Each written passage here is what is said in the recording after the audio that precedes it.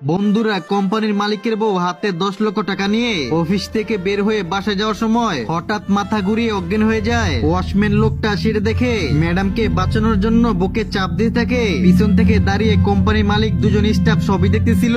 ম্যাডামের জ্ঞান ফেরার পর ওয়াশম্যানকে ম্যাডাম বলল, আমি তোমাকে খুশি হয়ে 1 লক্ষ টাকা দিলাম। কিন্তু ওয়াশম্যান লোকটা ম্যাডামকে বলল, আমার টাকা লাগবে না, আমি তো আপনাদের কোম্পানিতেই চাকরি করি, আমাকে ধরে গাড়িতে তুলে দিয়ে আসো, আমি বাসায় চলে যাই। ওয়াশম্যানের সততা দেখে কোম্পানির মালিক অ্যাসিস্ট্যান্ট ম্যানেজারকে বলল, এখনই তুমি গিয়ে ম্যানেজারকে আমার রুমে আসতে বলো, বস আমাকে ডাকছেন। হ্যাঁ, তুমি একটা কাজ করো, এখানে 5 লক্ষ টাকা আছে, ওয়াশম্যান ছেলেটাকে দিয়ে আসো।